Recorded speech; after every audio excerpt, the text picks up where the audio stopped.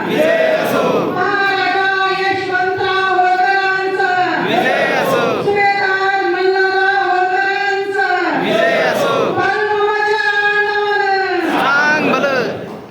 अखंड हिंदुस्थानामध्ये हिंदू धर्माचं रक्षण करणाऱ्या, हिंदू मंदिराचं जीर्णोद्धार करणाऱ्या पुण्यश्लोक राजमाता अहिल्यादेवी होळकर यांची त्रिशताब्दी जयंती निमित्त आज जालना येथे जे कार्यशाळा सुरू आहे आणि या मी काही म्हणजे कुठल्या पक्षात नाही आहे, हे समाजाचं काम करणारी वाड्या रस्त्यावर जो माझा मेघपाल बांधावा लागतो त्याच्यासाठी मी काम करते. माझा सर्वप्रथम परिचय देते. मी शारदाताई पांढरे, राज्यपाल नियुक्ती सदस्य, मेघपाल विकास समिती. आज माननीय आमदार नारायणभाऊ कुचे साहेबांनी मला इथं बोलवलं, आमंत्रित केलं. सर्वप्रथम मी त्यांचे मनापासून आभार व्यक्त करते. पुण्यश्लोक राजमाता अहिल्यादेवी होळकर, आता सरांनी सांगितलं म्हणजे त्यांचा पूर्ण इतिहास सांगितलाय.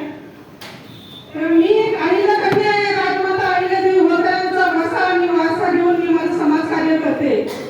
अहिल्यादेवीचं म्हणजे कार्यशाळा नुसतं नाव ऐकलं की मी काय विचार न करता मी माझे कामं सोडून आज इथं आले. अहिल्यादेवी होळकर, आता सरांनी जन्म सांगितला, पण अहिल्यादेवी होळकरांना 9 सौती होत्या आणि 2 मुस्लिम सौती होत्या.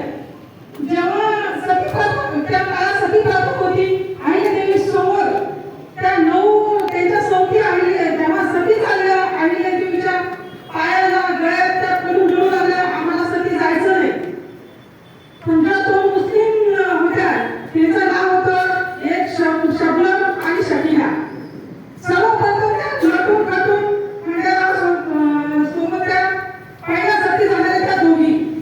6 महिने झाले. 6 महिन्याच्या नंतर जेव्हा 6 मास जे आपण श्राद्ध करतो त्या टायमाला खंडेराव सोबत त्या 9 सौतीचं श्राद्ध झालं आणि त्या ज्या 2 मुस्लिम होत्या त्यांचं श्राद्ध करत नव्हते. पण अहिल्यादेवी आज ब्राह्मणच्या नदीच्या तिथून उठून गेले, म्हणे की आम्ही मुस्लिमचं श्राद्ध करत नाही. अहिल्यादेवी मल्हारराव होळकरांच्या पाया पडल्या, म्हणे असं नसतं.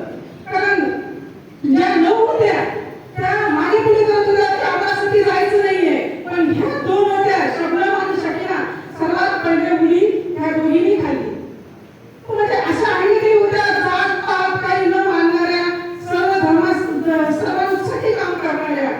त्यामुळे मी भारतीय जनता पार्टीचे आणि माननीय नरेंद्रभाई मोदी देशाचे पंतप्रधान आहे, त्यांचे मुख्यमंत्री श्री देवेंद्रजी फडणवीस साहेबांचे मी सर्वांचे मनापासून धन्यवाद करते, आभार व्यक्त करते की आज आपल्या अहिल्यादेवी मातेला आज पुण्या देशामध्ये आज 31 शताब्दीचा खूप वेगळाच आनंद उत्सव आज या भाजप सरकारमुळे आला आहे.